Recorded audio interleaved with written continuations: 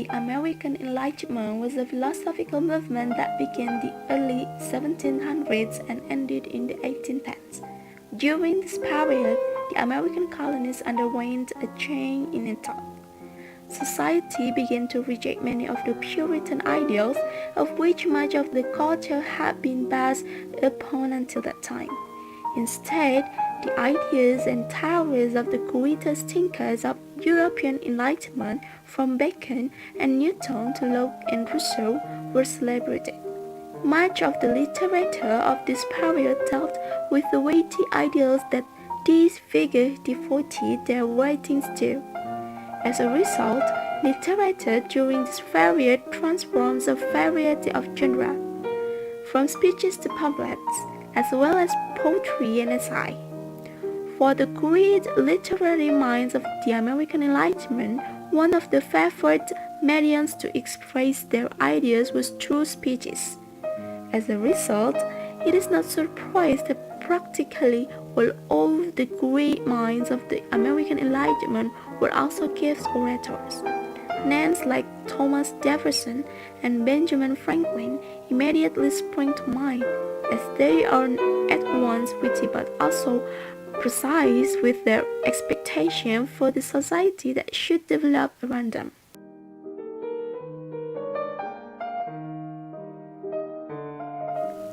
American realism was a style in art, music, and literature that depicted contemporary social realities and the lives and everyday activities of ordinary people.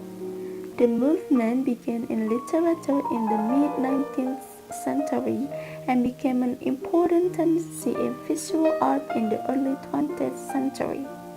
Whether a cultural portrayal or a scenic view of downtown New York City, American realist works attempted to define what was real. In America, at the beginning of the 20th century, a new generation of painters, writers, and journalists were coming of age.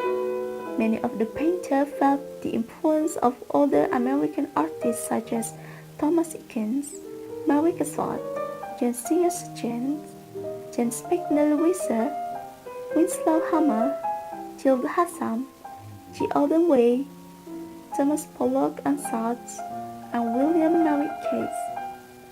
However, they were interested in creating new and more urban works that reflected city life and a population that was more urban than rural in America as it entered the new century.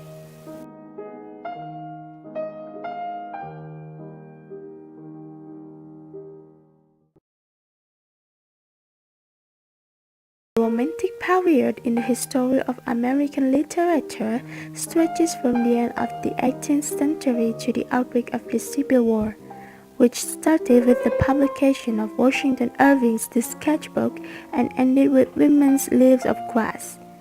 In this period, a new emphasis was placed upon the imaginative and emotional qualities of literature, a liking for the picturesque, the ecstatic, the sensuous, the sensational, the supernatural and remote past was fostered, and an increasing attention to the psychic states of their characters was paid, and above all, the individual and the common man was exalted.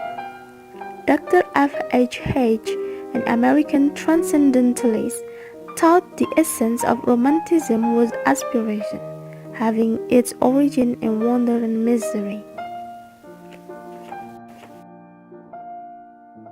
Among American writers to obtain universal recognition abroad, our first true literary artist and our earliest classic is Washington Irving.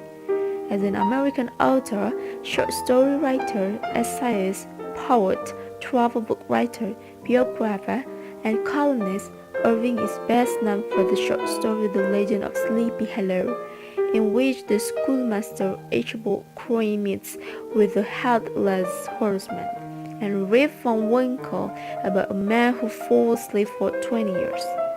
Irving helped establish the short story in American literature. The charm, delicacy, and pictorial quality of Irving's writing has given it lasting value.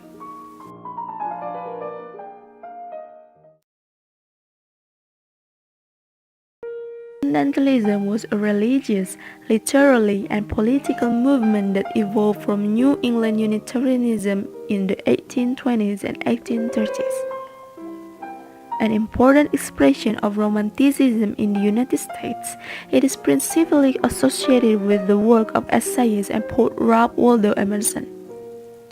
Journalist and feminist theorist Margaret Fuller, Unitarian minister and anti-slavery advocate Theodore Parker, and essayist, naturalist, and political theorist Henry David Thoreau.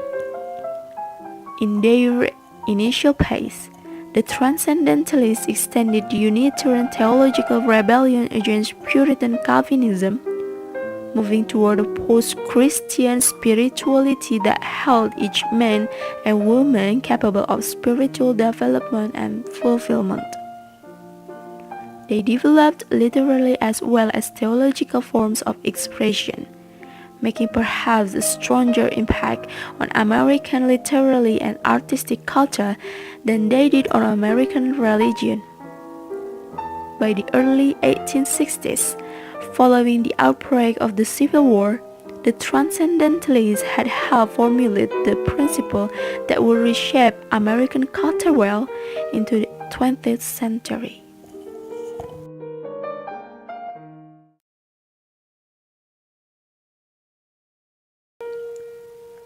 Modernism was a literary and artistic movement that was centered around a deviation from every norm it could think of paired with radical experimentation.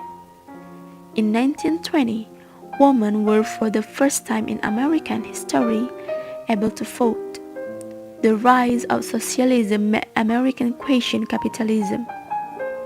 Another cultural change that many consider a motivating factor is the prohibition of alcohol that in 1919 ushered in the Jazz Age. Deviated drastically from the musical forms that it followed, and it easily could have given any writer the idea to try something new.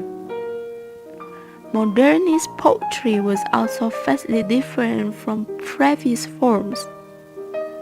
Poets like Ezra Pound and T.S. Eliot believed that image was central to good poetry. They chose to create their own literary structures rather than following the ones of the past. Eliot was famous for using sentence fragments and would often avoid the use of overly sentimental language, preferring everyday, length words.